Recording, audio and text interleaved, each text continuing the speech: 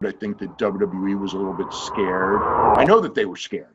I heard on more than one occasion, it was one of those things of, can you imagine, the scandal on our company, because they only think about themselves.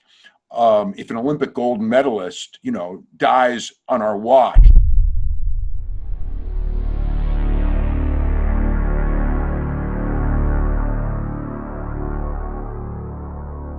Kurt Angle is one of the best to ever lace them up. Anybody arguing to put him on their Mount Rushmore, I don't think you can moan at them for doing that. Kurt was an amateur wrestler who was kind of recruited into pro wrestling and just naturally took to it. An incredible athlete. He ended up, in his prime, I think he was one of the best performers there ever was.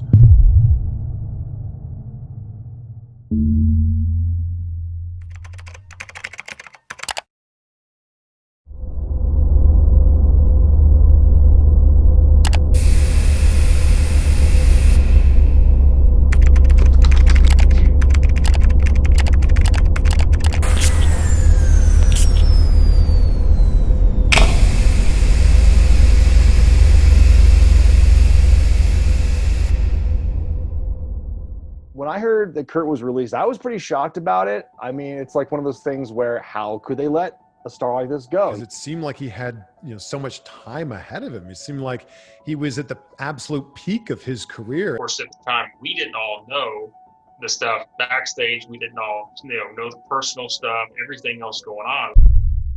I think that there was frustration on his part because he was getting hurt, and I think that mentally he knew ways to get better, but the body was starting to fall apart. And he had his addiction issues, without a doubt. It was the last year and a half. I got out of control. I was getting injured quite a bit, and I was wrestling full time, and it was really getting to me. I was tearing my hamstring, then my groin, then my abdominal muscle, then my shoulder, my back, my neck, and it just got to be too much. And the painkillers, I was taking up to 65 extra strength Vicodin a day. Before he left, it was the time period after Eddie Guerrero had passed away. I remember hearing rumors of some kind of wrestler death pool happening, whereas who's going to be the one to keel off next? And a lot of people thought it was going to be Kurt Angle. The reason he didn't stay in WWE is because they were wanting him to go to rehab, and he clearly didn't think that he had a problem. I didn't see it. I didn't. I knew deep down I had a problem, but I was in denial for so many years, and so I said no, and I didn't want to do that, and so I decided I'm going to leave. Yeah, so when he was gone from WWE, we knew he was leaving. I think that everybody kind of thought he was going to go to UFC. Dana White gave me a great offer. He's been really good to me. I've reached out to him a couple different times, and he was willing to give me two separate deals, 2 separate times. It would have been real tough. Especially in hindsight. In the early UFC, I think he would have walked in just with his wrestling skill and been able to do real well. But as the fighters got more and more advanced and learned how to defend wrestling, to go in there without really much in the way of striking could have been pretty dangerous for him. I backed out, and it was I just knew I couldn't do it, and I knew if I did it, I'd probably embarrass myself, and I didn't want to get to that point in my career, so I decided just to wrestle. That's freaking unbelievable! I don't believe it! Kurt Angle's coming to TNA! No freaking way! I remember doing a double take and being like, what? Hold on.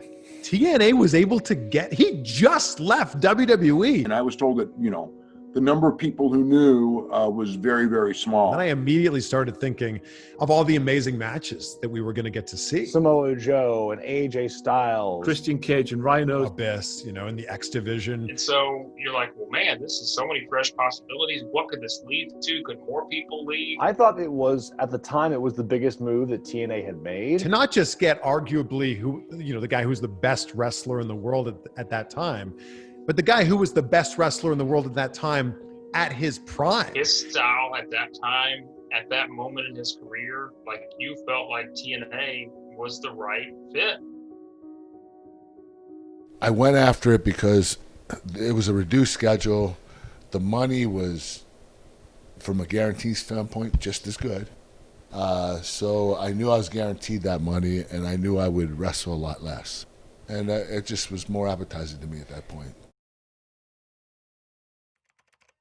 That was probably a lot easier on him in that respect. But then again, he wasn't being treated for the big problems he had. He wasn't going to rehab. He wasn't being taken care of himself. There were all kinds of warning signs still when he was there that, yeah, I think they kind of looked the other way in a lot of ways. 4 DUIs in 5 years. And the last one, I was in jail, and I called my wife, and she said, I can't do this anymore. I'm going to leave you. And she said, if you go to rehab, I'll consider staying, but I can't do this anymore. So I went because of my wife and my kids. And Wow. it was the best move I ever made.